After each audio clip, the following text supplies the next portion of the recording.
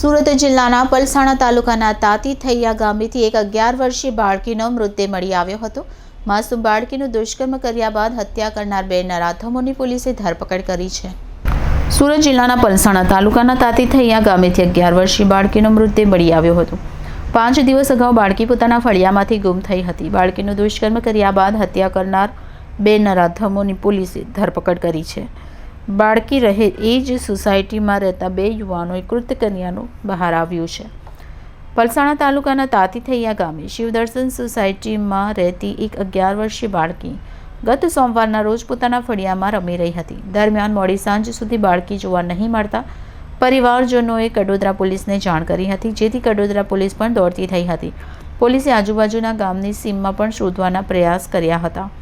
બાળકી ગુમ થયાને 10 વર્ષીય બાળકીનું તાતી થૈયા ગામેથી જ અવાવરૂ જગ્યાએ ઝાડીમાંથી મૃતદેહ મળી આવ્યો હતો। બાળકીના શરીર ઉપર કેટલાક ઈજાના નિશાન પણ મળી આવ્યા હતા। પીએમ રિપોર્ટમાં બાળકી સાથે દુષ્કર્મ થયાનું પણ જણાયું હતું। લાંબી તપાસ બાદ બાળકી જે વિસ્તારમાં રહેતી હતી ત્યાં જ તપાસ કેન્દ્રિત કરી હતી। નરાધમો અન્ય કોઈ નહીં પરંતુ શિવદર્શન સોસાયટીમાં રહેતા 23 વર્ષીય દીપક શિવદર્શન કોરી તેમજ અનુજ સુમન પાસવાન નામના બે નરાધમોની પોલીસે ધરપકડ કરી લીધી છે।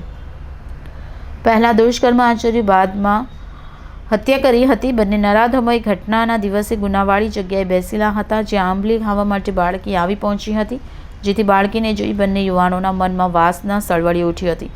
બંને યુવાનો બાળકીને ઝાડીમાં લઈ જઈ વારાફરતી દુષ્કર્મ કર્યું હતું।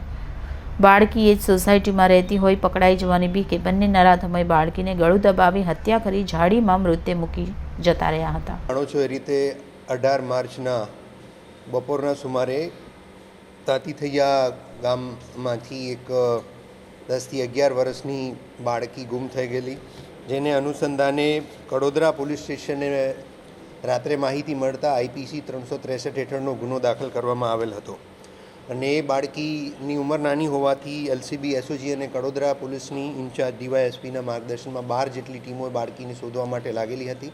સ્થાનિક લોકો, મીડિયાના મિત્રો પણ આમાં પોલીસને મદદરૂપ કરી રહેલ હતા।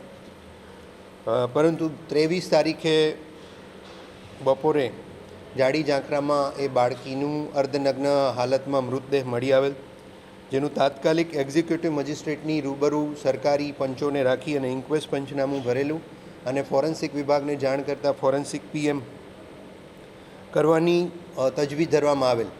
આ ફોરેન્સિક પીએમના પ્રાથમિક તારણ મુજબ બાળકી ઉપર રેપ કરી અને એનું મર્ડર કરેલાનું તારણ મળતા એ ગુનાની તાત્કાલિક તપાસ પ્રોબેશનર એએસપી પ્રતિભા, જે પલસાણા પોલીસ સ્ટેશનના થાણા અમલદારની ફરજ બજાવે છે, એમને સોંપવામાં આવેલ અને એમની સાથે DYSP IJ Patel, DYSP jetty Sonara, LCB PI, SOG PI અને કડોદરા પીઆઈની ટીમ પણ એમને મદદ આપવામાં આવેલ।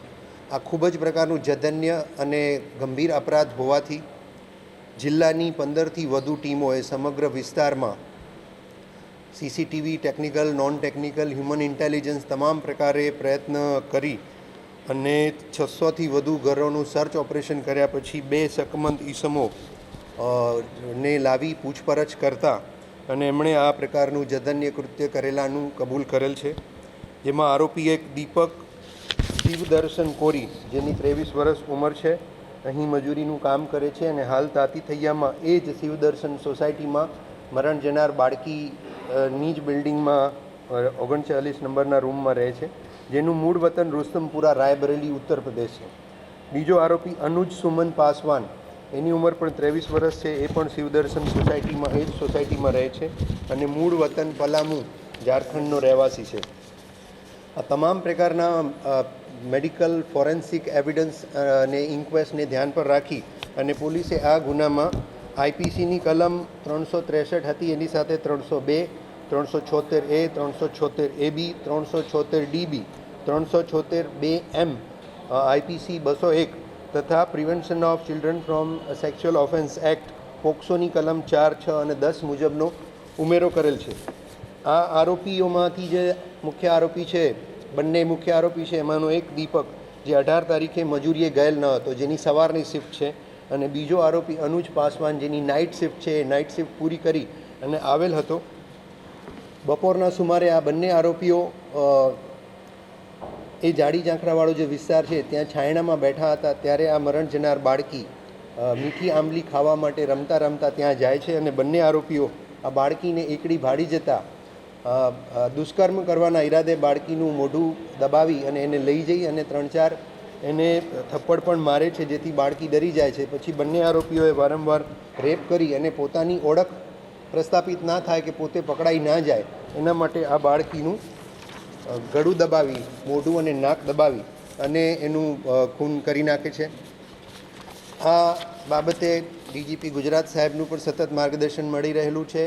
In charge range IGP Shri Wabang Zameer સાહેબના માર્ગદર્શનમાં તપાસ જે પ્રોબેશનર એએસપી કરી રહ્યા છે એની સાથે સાથે તપાસ માટે જે મદદ માટે એક ટીમની પણ રચના કરવામાં આવેલ છે, જેમાં ડીવાયએસપી સોનારા જે ઇન્ચાર્જ બારડોલી ડીવાયએસપી છે, એલસીબી પીઆઈ, એસઓજી પીઆઈ અને કડોદરા પીઆઈની પણ એમાં નિમણૂક કરવામાં આવેલી છે.